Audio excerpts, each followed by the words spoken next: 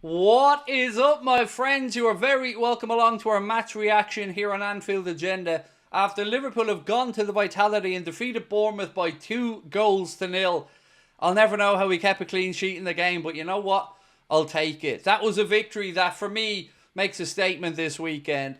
All the pressure is now on Arsenal's shoulders tomorrow as they take on Manchester City at the Emirates. We have done our part this weekend, and we're going to take you through our thoughts on the game. You guys will vote for your man of the match as well. That poll will be live in the chat in a second. And of course, don't forget, if you would like to submit your player ratings, you can do so with the link pinned to the top of the chat. And it being a match day, we are of course being brought to you with thanks to our incredible sponsors, Manscaped. A quick reminder that you can get yourself 20% off and free shipping store-wide at manscaped.com with a code Anfield20.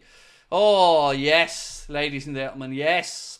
Look, ladies and gentlemen, I'm going to give you my thoughts on the game while we get everybody in. I think the first half, it was an incredibly close game of football and we pinched that goal. And it was a penalty. I don't understand any of the people who feel that maybe it wasn't. It was a nailed-on penalty. Mohamed Salah dispatched it so well, I would go as far as to say I think it could be the best penalty he's taken for the Reds. And then in the second half, I'm not going to lie, that was nervous going at times. Bournemouth came out in the second half and really put it up to us. And I don't know how they didn't score. Between the post being rattled again, Virgil van Dijk making blocks, Canade getting blocks in, Alisson making world-class saves, blocks. We rode our luck at times, but you know what? You're going to need to do that when you go away to difficult places and play informed teams like Bournemouth. Iriola and the Bournemouth fans can be incredibly proud of their boys, but I'm grateful for that win and the clean sheet. And it is hopefully a result that we can keep building upon here. Yeah, it doesn't always have to be pretty, but it does have to be effective, and today it was, and we got the win. Some of the underlying numbers from the game, ladies and gentlemen. Possession-wise, as you can see, it was so close, 51-49. Total shots in the game, 19 for Liverpool with 7 on target, 14 for Bournemouth with 3 on target.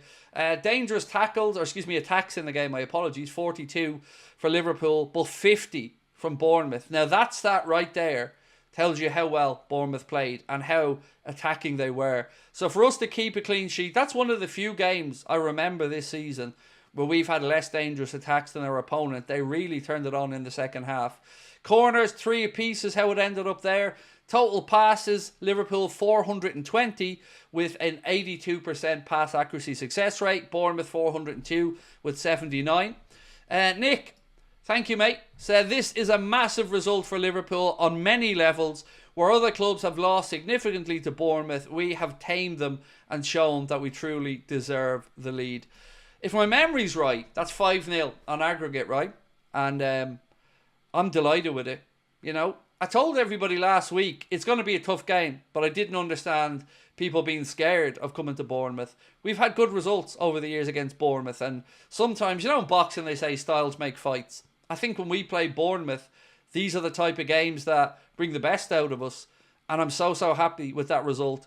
If anybody didn't get a chance to watch the game, I hope Match of the Day does it justice, or you get a chance to watch a replay of it earlier on. Because for me, that was such a good game of Premier League football. Played in the right way, with technical ability on show, pace and power on show. 2 good managers making tactical adjustments. I just think it was a great advertisement for the Premier League. And I'm very happy that we're on the right side of the result. Adrian, thank you, sir. Said, massive win. I'm beginning to believe. Good, my man. I like it. Look, if Arsenal drop points tomorrow, you see the real benefit of this result. But what we have done is put the pressure on them. And when you're in a title race and you've got a team chasing you, putting the points on the board early and putting the pressure back on their shoulders is huge. And over the last week or two, we've had the joy of playing before Arsenal on a few occasions. And now, as I said, tomorrow, we can sit back, feed up, our job's done, and they have a very difficult game. And I think we're going to be keen observers of it. For me, a Manchester City win is the result I'm hoping for there.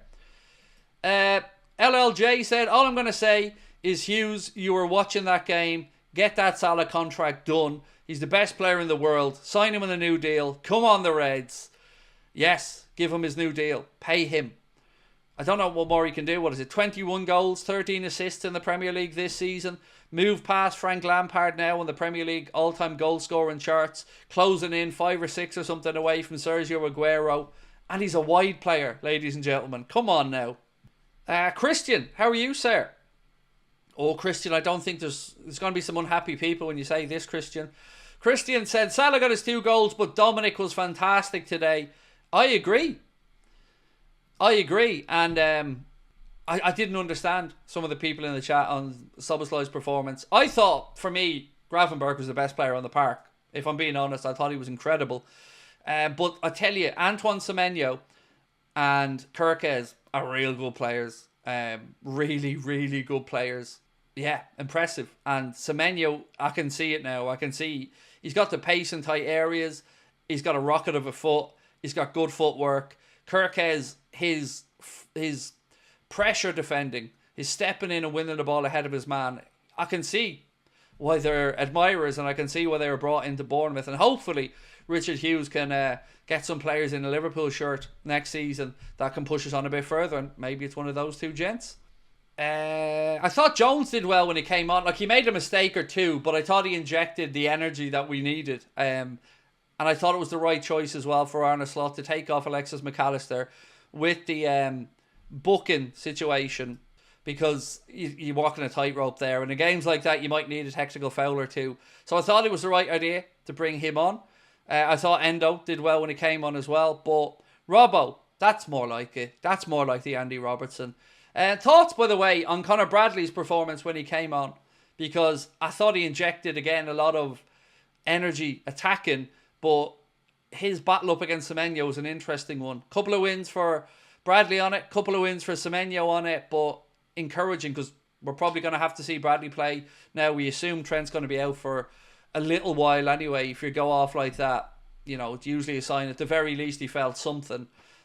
So hopefully Bradley can come in if needs be, deputise and do equally as good a job. Please, can we buy some defenders? Well, yes, we will, I'm sure. I agree. We know we're going to look at the left-back situation in the summer.